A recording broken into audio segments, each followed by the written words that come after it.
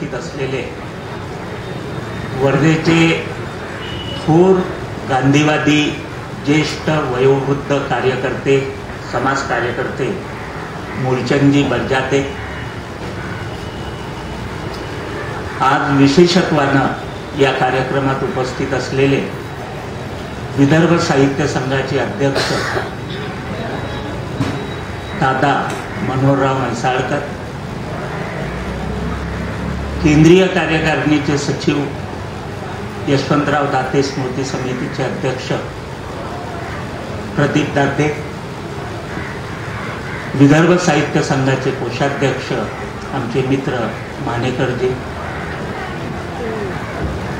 आवळे साहेब जिल्हा माहिती अधिकारी कार्यालयातले कार्यकर्ते शासनाचे, स्मिता आणि उपस्थित आयोजन समितीचे सर्व सदस्य आणि वर्धेतील ज्येष्ठ श्रेष्ठ नागरिक बंधू आणि भगिनी, स्मितानं उल्लेख केला की मागच्या वर्षीचा ग्रंथोत्सवाचा जो कार्यक्रम आहे तोही 3 दिवसाचा होता आणि सुदैवानं किंवा दुर्दैवानं मीच त्या ग्रंथोत्सव कार्यक्रमाचा उद्घाटक होतो। यावेळी गडेकर साहेब जेव्हा राजू मुंडे, संजय इंगळे, प्रदीप आणि गडेकर साहेब जेव्हा माझ्या घरी आले तेव्हा मागच्या वर्षीच्या ज्या ताज्या आठवणी होत्या त्या मी त्यांच्यासोबत शेअर केल्या आणि त्यांना सांगितलं की मागच्या वर्षीचा जो अनुभव आहे तोच पुन्हा शासनाचा याही वर्षी येणार काय। बरं झालं की मी उद्घाटक नाही, कारण उद्घाटकानं उद्घाटन केल्यानंतर जर त्या कार्यक्रमाचे 3:13 वाजत असतील तर अशा कार्यक्रमांना माझ्यासारख्या माणसानं कशासाठी जायचं हा माझ्यासमोर प्रश्न होता। कारण ग्रंथोत्सव समितीमध्ये यावर्षी जेवढे कार्यकर्ते आहेत हे सर्व आमची टीम आहे। वर्धेत सांस्कृतिक सामाजिक क्षेत्रामध्ये काम करणारे जे तरुण आहेत ही सर्व आमची आपली सर्वांची तरुणांची एक जबरदस्त अशी टीम आहे। हीच टीम मागच्याही वर्षी होती, आम्ही सर्व मागच्याही वर्षी होतो, याही वर्षी आहोत। गडेकर साहेबांनी सांगितलं की सर यावर्षी तुम्हाला अनुभव वेगळा येईल। कार्यक्रम पत्रिका खूप सुरेख होती, ही मागच्याही वर्षी होती, याही वर्षी आहे आणि 3 दिवस मी इथेच राहतो कमला नेहरू शाळेजवळ। मी 3 दिवस माझ्या काही कामामुळे जरी उपस्थित राहू शकलो नाही तरी जे साहित्यिक या ठिकाणी आले ते सर्व माझे मित्र असल्यामुळे माझ्या घरी त्यांनी भेटी दिलेल्या आहेत आणि त्यांच्याशी चर्चा मी केलेली आहे। कालही मी कार्यक्रमाला येणार होतो, कालचा कार्यक्रम फार उत्कृष्ट झाला, त्याचाही रिपोर्ट मला मिळाला। 1000च्या वर लोक काल कवी संमेलनाच्या कार्यक्रमाला होते। विठ्ठल वाघ आपल्या वर्धेत अनेकदा आले, शंकर बडे अनेकदा आले, मिर्झा रफी अनेकदा येतात, पण ह्या लोकांच्या कार्यक्रमाला 1000च्या वर लोक येतात, साहजिक आहे।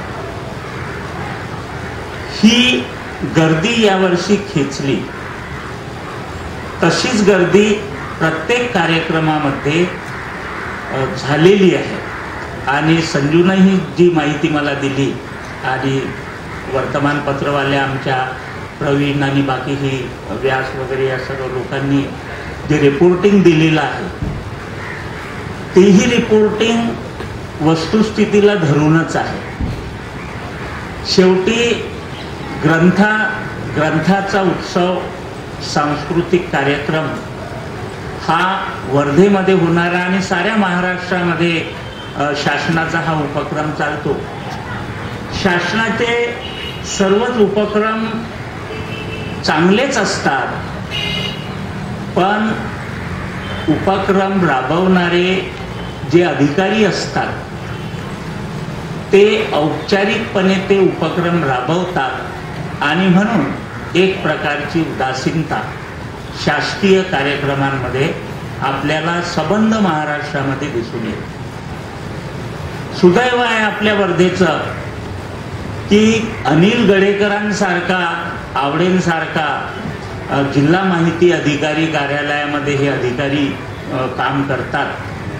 गडेकर गेले मुंबईला त्यांच्या सभेला, अर्जंट त्यांना जायचं होतं, पण त्यांच्या चेहऱ्यावरचे हावभाव आणि त्यांच्या मनामध्ये काम करण्याची धडपड, आवडेंच्या मनामध्ये काम करण्याची धडपड तीव्र आहे. आणि हा उत्सव या वर्षीचा चांगला होणार याचा अंदाज मला आला आणि हे निमंत्रण मी स्वीकारलं. शेवटी मी तुमच्यातलाच, तुमचाच लहान बंधू मोठा बंधू असेल, मी येणारच कार्यक्रमांना. म्हणजे समजा चांगला नसता झाला तरी मी आलोच असतो, कारण चांगलं नाही झालं तेही पाहायला आपण यायलाच पाहिजे. कारण शेवटी आपण या सांस्कृतिक वर्धेचे साक्षीदार, ती भूमिका असते. गेल्या अनेक वर्षापासून आमचे हे सर्व पोरं, तरुण पोरं वर्धेमध्ये काम करतात. जवळपास वर्धेच्या वास्तव्यामध्ये मला 34 वर्ष झाली. 34 वर्षापासून मी या भूमीवर आलो आणि ही माझी कर्मभूमी आणि कार्यभूमी बनली. या ठिकाणी आल्यानंतर सर्वात पहिलं काम मी जर कोणतं केलं असेल तर हे जे आमचे सर्व पोरं आहेत यांना शोधून एकत्र करून विदर्भ साहित्य संघाची शाखा मी पहिल्यांदा आल्याबरोबर 79-80 मध्ये स्थापन केली. त्यानंतर प्रभाकर पाटील शाखेचे पहिले अध्यक्ष होते, म्हणजे मी आल्यानंतरच्या, आणि देवीदास सोटेंच्या अध्यक्षतेखाली आम्ही वर्धा जिल्हा साहित्य संमेलन न्यू इंग्लिश मध्ये घेतलं होतं. वर्धेचं सुदैव आहे की या ठिकाणी काहीही केलं तर राजकारणच आडवं. त्यावेळी शेतकरी संघटनेचे जे शरद जोशी आहेत आमचे मित्र, त्यांनी विरोध केला की तुम्ही शरद काळेला उद्घाटक म्हणून बोलावलं, राजकारण्यांना कोणत्याही कार्यक्रमाला गावबंदी आम्ही येऊ देणार. खूप वाद झाला. आता मी तरुण होतो, मी थोडा घाबरलो. मनोहररावांशी चर्चा केली, त्यावेळी राम शेवाळकर अध्यक्ष होते, त्यांच्याशी चर्चा केली. आणि आमचे एक भगवान ठग नावाचे मित्र होते, आमचे फार चांगले स्नेही, तर त्यांनीही आमच्या विरोधामध्ये पेपरबाजी वगैरे करून त्या संमेलनाच्या विरोधामध्ये एक वातावरण तयार. आणि मग आता हे संमेलन कसं घ्यायचं? आम्ही शहरभर फिरलो. मोठ्या मोठ्या शिक्षकांनी, प्राध्यापकांनी 5-5 रुपये वर्गणी दिली आणि कसं तरी वरण भात भाजी, डाळ भाजी पोळी आम्ही त्या आमच्या साहित्यिकांना 2 दिवस खाऊ घातले. आणि ते बिचारे स्वतःचं तिकीट काढून आले. साहित्यिक लोक पैसे घेतल्याशिवाय, मानधन घेतल्याशिवाय कुठेच जात, कोणताही कार्यक्रम असतो. तर माझ्या प्रेमापोटी, मनोहररावांच्या प्रेमापोटी, साहित्य संघाच्या प्रेमापोटी नारायण कुलकर्णी कवठेकर सारखे, शंकर बळे सारखे मोठे मोठे कवी, साहित्यिक या वर्धा साहित्य संमेलनाला आले, शेवाळकर आले, हे सर्व लोक आले. सोटेंचेही संबंध होते. सोटेही घाबरले होते की आता सानप सर आपण काय करायचं. मी म्हटलं आता शरद जोशी काही आपल्याला संमेलन घेऊ देणार नाही. त्यांची शेतकरी संघटना आपल्या इथे निदर्शनं करणार आहे. पेपरमध्ये आपण वाचलं. आता तुम्ही सांगा मी काय करू.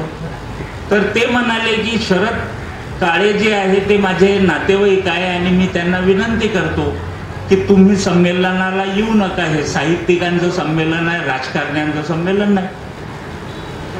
मग त्यांनी विनंती केली, शरद काळेंनी मान्य केली आणि नंतर शरद काळेंच्या बद्दल आणि माझ्याबद्दलही आणि सोट्यांबद्दलही वर्तमानपत्रामध्ये खूप छापून आलं. शरद काळेंनाही जोश आला की मला काय येऊ देत नाही, मी तर जाणारच संमेलनाला. आणि ते त्या दिवशी आले. मग आम्ही त्यांना देविदास सोटे आणि मी दोघही जण आम्ही भेटायला गेलो रेस्ट हाऊसवर. आमदार खासदारांना रेस्ट हाऊसचे पैसे पडत नाही, ते केव्हाही येऊ शकतात. तिथं आम्ही भेटायला गेलो हरीश. तिथं आम्ही शरद काळेंना भेटायला गेलो आणि देविदास सोटेंनी आणि मी त्यांना विनंती केली की तुम्ही फार मोठे आहात, चांगले समजदार राजकारणी आहात.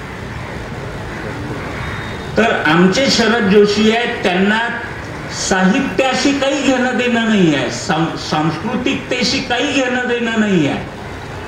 त्यांना आपल्या शेतकरी संघटनेच्या राजकारणाशीच घेणं देणं आहे. आणि त्यांनी जाहीर केलं म्हणजे आता आमचं संमेलन होऊ देणार, तर कृपा करून तुम्ही येऊ नका. तर ते म्हणाले मी येणार आणि मी तुमच्या संमेलनामध्ये व्यासपीठावर बसणार नाही. मी खाली बसेल श्रोता म्हणून आणि रसिक म्हणून. मी रसिक म्हणून येणार आहे आणि मला कोण रोखणार ते मी पाहतो.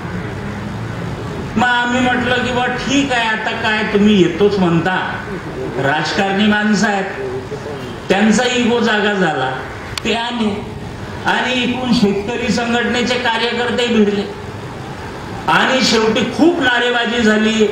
आणि म्हणजे आमच्या कार्यक्रमाच्या उद्घाटनाच्या कार्यक्रमाचं आपला शेवाळकर आले, सर्व आले, सर्वांनी आम्ही समजावून सांगण्याचा प्रयत्न केला. पण तरुण कार्यकर्ते आहेत, सळसळतं रक्त आहे आणि जोशींचा आदेश आहे. जोशी आले नाही, शरद काळे आले, शरद जोशी नाही आले. त्यांचे कार्यकर्ते आले आणि त्यांनी शरद काळेंना घेराव केला. ते आले. मी म्हणे उद्घाटक म्हणून आलो नाही, मी रसिक म्हणून आलो, मी बसणार, मला अडवायचं. आणि मग शेवटी ते आले, त्यांची नारेबाजी झाली आणि ते निघून गेले.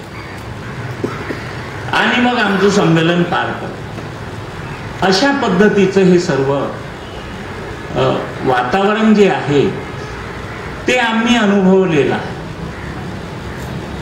अशा वातावरणातून आमचं ते साहित्य संमेलन पार पडलं. एक चांगली घटना झाली आणि वर्तमानपत्रांनी त्याला चांगली प्रसिद्धी दिली. आम्हाला थोडीफार अपप्रसिद्धी दिली, पण साहित्य संमेलनाला चांगली प्रसिद्धी मिळाली. आणि त्यानंतर मग अनेक कार्यक्रम आम्ही साहित्य संघातर्फे घेतले. आणि मग मधात आम्ही प्रदीपला विनंती केली सर्व मित्रांनी की बाबा तुझे वडील शिक्षक होते, तर त्यांच्या ऋणातून उतराई म्हणून तू त्यांची जी काही मालमत्ता संपत्ती तुमच्या परिवारामध्ये आहे त्यातला काही हिस्सा तू या संस्थेमध्ये दे आणि ही संस्था आपण उभी करू. आणि यशवंतराव दाते स्मृती संस्था आम्ही उभी केली. आणि वर्धेमध्ये ह्या संस्थेनं 25 वर्ष काम केलेलं आहे. आता यावर्षी हजारो लोक जमतात. आता यशवंतराव दाते स्मृती संस्था फक्त वर्धेपुरती मर्यादित राहिलेली नाही आहे, ती सबंध महाराष्ट्राच्या हृदयातलं सांस्कृतिक केंद्र बनलेलं आहे। याचं कारण आहे की 25 वर्ष नारायण सुर्व्यांपासून तर अनेक जेवढे दिग्गज मराठीतले साहित्यिक असतील, समाजकारणी असतील, राजकारणी असतील, वक्ते असतील, त्या सर्वांना आम्ही 25 वर्ष निमंत्रित केलं आणि 25 वर्ष ही व्याख्यानमाला आम्ही चालवली आणि काही पुरस्कार सुद्धा आम्ही जाहीर केले। बाबा पद्मनजी हे पहिले कादंबरीकार, लोकांना माहीतच नाही आहे हे पहिले कादंबरीकार आहेत आणि त्यांच्या नावाचा कादंबरीचा पुरस्कार आम्ही जाहीर केला आणि बाकीही मग 5-6 पुरस्कार, संजय आहे, राजू आहे, शेख हाशम आहे आणि बाकीही काही लोकांनी आम्हाला पुरस्कार दिले। सुरेश भाऊचा जो पुरस्कार आहे, बापूरावजी देशमुख कथासंग्रह पुरस्कार, त्याचे पैसे आतापर्यंत सुरेश देशमुखांकडून आम्ही घेतले नाही आणि त्यांनी आम्हाला काही पैसे दिले नाही। तो पुरस्कार प्रदीप दातेच स्वतःच्या खिशातून देत असतो। एवढंच नाही तर 25 वर्षापासून यशवंतराव दाते स्मृती संस्था एवढे मोठे कार्यक्रम घेते, 25 वर्षापासून एवढे मोठे मोठे कार्यक्रम आम्ही घेतले, लग्नासारखे उत्सव केलेले आहे। ह्या सर्व कार्यक्रमांचा खर्च प्रदीपनं आणि त्याच्या कुटुंबियांनी स्वतःच्या खिशातून केलेला आहे। आम्ही वर्धेतल्या कोणत्याही व्यक्तीकडून एक नव्या पैशाची देणगी गोळा केलेली नाही, हे सांगितलं पाहिजे तुम्हाला। म्हणजे प्रदीप दाते आणि त्याचा परिवार वर्धेच्या सांस्कृतिक विश्वाला समृद्ध करण्यासाठी 25 वर्षापासून तन मन धनाने झटतो आहे आणि आम्ही सर्व कार्यकर्ते त्याच्यासोबत काम करतो आहोत आणि आज ही संस्था महाराष्ट्रातलं एक महत्वाचं सांस्कृतिक केंद्र बनलेलं आहे। दरम्यानच्या काळात हरीची नाट्य चळवळ आली आणि संजयची अंधश्रद्धेची चळवळ आणि बऱ्याच चळवळी, म्हणजे हे आमचे जे लोक आहेत, तरुण पोरं आहेत, ह्या पोरांनी आपल्या स्वतंत्र चळवळी सुरू केल्या आणि ह्या सर्व चळवळी, ह्या सर्व यशवंतराव दाते स्मृती संस्थेच्या सिस्टर कन्सर्न आणि ह्या पोरांनी हे सर्व उभं केलेलं आहे आणि आज वर्धेचं सांस्कृतिक विश्व संपन्न झाले। मला आमचे प्राचार्य आज म्हणत होते, अपने वर्धा में बहुत कार्यक्रम होते रहते। मैंने बोला हाँ, तुम लोग हैं? मैं बोला अच्छे लोग हैं वर्धा में और ठीक है, बहुत कम आते थे, अभी बहुत ज्यादा आने लगे, तो कार्यक्रम अच्छे होते वर्धा में और वर्धा में साल भर कार्यक्रम सुरू रहे। तर हे वातावरण जे आहे हे आमच्या ह्या पोरांनी तयार केलेलं आहे वर्धेमध्ये आणि त्याचाच हा परिणाम बघा। मागच्या वर्षीचा ग्रंथोत्सव कसा झाला ते तुम्हालाही माहित आहे, आम्हालाही माहित आहे, कारण आम्हीच लोक होतो आणि या वर्षी इतका सुंदर ग्रंथोत्सव संपन्न झाला आणि सबंध महाराष्ट्रामध्ये आमच्या पत्रकार बंधूंनी हा उत्सव नेलेला आहे। याचं श्रेय आम्ही कार्यकर्ते आहोत म्हणून आवळे साहेब आणि गडेकर साहेबांना दिलं पाहिजे। शेवटी हा शासनाचा उत्सव आहे आणि शासनाचा उत्सव तेव्हाच चांगला होऊ शकतो। राजू बोलू नका, शासनाचा उत्सव तेव्हाच चांगला होऊ शकतो जेव्हा शासनाच्या अधिकाऱ्याच्या मनामध्ये तळमळ असते आणि तो प्रामाणिकपणे त्या उत्सवासाठी काम करतो। तेव्हा शासन आणि शासनाचे अधिकारी किती प्रामाणिकपणे काम करतात हे मला सांगण्याची गरज नाही, पण ह्या लोकांनी ते केलेलं आहे म्हणून त्यांचं मी अभिनंदन करतो। एक मुद्दा मी आपल्याला सांगतो, म्हणजे 1-2 मुद्दे जे आहेत। शेवटी हा ग्रंथोत्सव आहे, सांस्कृतिक उत्सव आहे, तर सांस्कृतिक बोललं पाहिजे ही मर्यादा। वर्धेच्या सांस्कृतिक विश्वाची माहिती दिली ग्रंथोत्सवापर्यंत आपल्याला, साहित्य संघापासून तर यशवंतराव दातेपर्यंत आणि ग्रंथोत्सवापर्यंत हे सर्व मी तुम्हाला सांगितलं. आता काही सांस्कृतिक प्रश्न आहेत की जे ऐरणीवर आहेत. सध्या एक प्रश्न आहे की ग्लोबल व्हिलेज, संगणक युग आणि ह्या युगामध्ये मराठी भाषा बिघडली, मराठी भाषा विकृत झाली, मराठी भाषेला मृत्यूची घरघर लागली. आम्ही साहित्यिक लोक म्हणजे साहित्यिकांनाही जे बिनमहत्वाचे प्रश्न असतात आणि काही कामाचे नसतात त्या प्रश्नांवर चर्चा करून आपलं महत्व सांगण्याची सवयच असते. साहित्य संमेलनापासून तर परिसंवादांपर्यंत महाविद्यालयात UGCचे स्टेट सेमिनार वगैरे औपचारिकता आणि प्लेसमेंटसाठी होत असतात. तेही औपचारिकपणेच चालतात आणि त्यामध्येही मराठी भाषेची चर्चा औपचारिकपणेच होत असते. म्हणजे हे सारं औपचारिक जे युग आहे त्या युगामध्ये आपण आहोत. मग आता मराठी भाषेची खरोखर चिंता आपल्याला आहे का, हा माझ्या समोर प्रश्न आहे.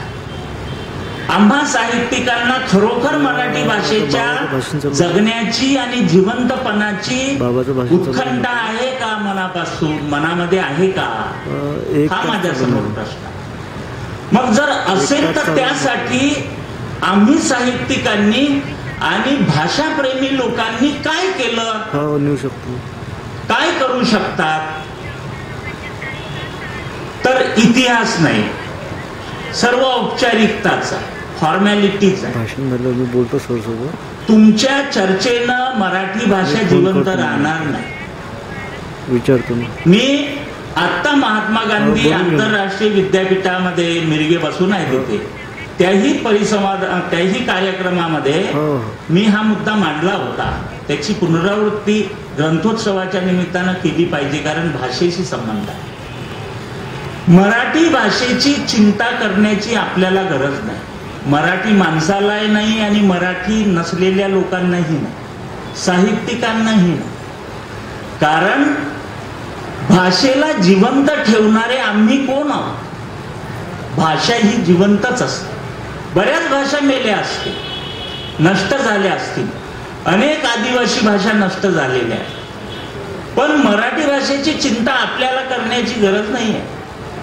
कारण जगामध्ये ज्या भाषा बोलल्या जातात त्या भाषांपैकी मराठी ही 10व्या क्रमांकाची भाषा आहे. हे माहित आहे का? 10व्या क्रमांकाची भाषा आहे मराठी. म्हणजे किती मोठा समूह मराठी बोलतो जगामध्ये. त्यामुळे जी भाषा 10व्या क्रमांकाची आहे, जी महाराष्ट्रात आणि महाराष्ट्राबाहेर आणि जगामध्ये बोलली जाते, त्या भाषेची चिंता करण्याची गरज नाही.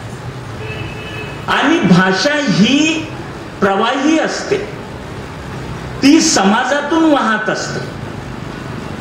नेमाड्यांनी म्हटलं होतं की भाषा ही आदिवासी लोक, खेडूत लोक, अडाणी लोक, न शिकलेले लोक अधिक जिवंत ठेवतात, कारण ती बोलीतून त्यांचा सर्व व्यवहार होत असतो. आणि आम्ही शिकलेले लोक आणि शहरी लोक मराठी भाषेला विसरत चाललो. आम्ही मुठभर आहोत आणि ते खंडीभर आहे. म्हणून जो खंडीभर समाज आहे, जो मराठी भाषा बोलतो, बोलीतून बोलतो, मराठीतून बोलतो, तो समाज भाषा जिवंत ठेवत असतो आणि तोच समाज भाषेची निर्मिती करत असतो. भाषेची निर्मिती साहित्यिक करत नाही, भाषेची निर्मिती तुम्हीही करत नाहीत शहरातले लोक. भाषेची निर्मिती खेड्यातले, जंगलातले लोक करतात आणि ते सर्वात जास्त आहे. त्यामुळे सर्वात जास्त असलेले लोक मराठी बोलतात म्हणून मूठभरांच्या चिंतेला काही अर्थ नाही. म्हणून भाषेची चिंता करण्याची गरज नाही. हा पहिला प्रश्न संपला. दुसरा प्रश्न माझ्या मनामध्ये निर्माण झाला आणि तो साहित्य संमेलनाच्या अध्यक्षपदावरूनही मी गोंदियामध्ये मांडला होता की वाङ्मयानं मांडलेले सामाजिक प्रश्न कथा कादंबरी कवितेतून त्यामुळे समाजाचे प्रश्न सुटले का, हा माझा प्रश्न आहे. तो तुमच्याही समोर मी ठेवतो. वाङ्मयातले प्रश्न, वाङ्मय कृतीतले प्रश्न, लेखकानं मांडलेले प्रश्न, त्यानं समाजाचे प्रश्न सुटले का. शेतकऱ्यांच्या आत्महत्यांवर अनेक कादंबऱ्या लिहिल्या गेल्या. आदिवासींच्या कुपोषणावर, शोषणावर अनेक कादंबऱ्या लिहिल्या गेल्या. सरकारचे वाभाडे काढणाऱ्या अनेक कादंबऱ्या लिहिल्या जातात. कवितांमध्ये सर्व मांडलं जातं. म्हणजे साहित्यामध्ये सामाजिकता भरपूर आलेली आहे. सर्व साहित्यिक सामाजिक अंगानच लिहितात. मग समाजाचे जे प्रश्न साहित्यामध्ये मांडले गेले ते प्रश्न सुटले का, हा माझा खरा प्रश्न आहे. तर याचं उत्तर आहे नाही. मग प्रश्न कोणाचे सुटले? समाजाचे प्रश्न सुटले नाही. मी साहित्य संमेलनातही सांगितलं होतं की शेतकऱ्यांच्या आत्महत्यांवर मराठी साहित्यामध्ये आमच्या कवींनी, कथाकारांनी, कादंबरीकारांनी 50 वर्षापासून साहित्याची निर्मिती केलेली आहे. साहेबराव पाटीलनं आपल्या संपूर्ण कुटुंबासह दत्तपूरला आत्महत्या केली होती. सर्वांना माहिती आहे.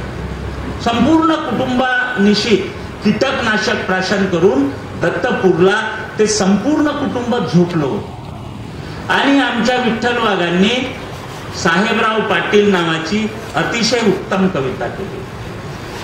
सदानंद देशमुखांनी 12 मासमध्ये शेतकऱ्यांच्या आत्महत्येचे प्रश्न मांडले. अनेक लेखकांनी आपल्या लेखन कृतीतून प्रश्न मांडले. समाजासमोर मांडलेले हे प्रश्न आणि साहित्यकृतीतून मांडलेले हे सर्व प्रश्न याची दखल कुणी घेतली? शासनानं घेतली काय? नाही. कारण राज्यमंत्र्यानं राज्यसभेमध्ये जाहीर केलं होतं की 16 वर्षामध्ये 2,90,740 शेतकऱ्यांनी या देशात आत्महत्या केल्या. 50 वर्षापासून जर आम्ही साहित्यिक या नात्यानं सामाजिक उत्तरदायित्वाच्या भावनेनं शेतकऱ्यांच्या आत्महत्येचे आणि समाजाचे प्रश्न मांडतो, आदिवासींचे प्रश्न मांडतो, त्यांच्या शिक्षणाचे प्रश्न मांडतो, बेरोजगाराचे प्रश्न मांडतो, तर हे प्रश्न 50 वर्षात का सुटले नाही? लेखकांचे प्रश्न सुटले. त्यांना पुरस्कार मिळतात, चित्रपट निघतात, गाजावाजा होतो आणि तेही आपल्या तालामध्ये राहतात. म्हणजे कलाकृती संपल्यानंतर माणूस पण जागं होतं आणि ते आपल्या तालामध्ये राहतात. त्यांच्या तालाबद्दल मी काय बोलावं आपल्यासोबत? आपल्याला सर्वांना माहीतच असतं समाजापासून कोणत्या गोष्टी लपत नसतात.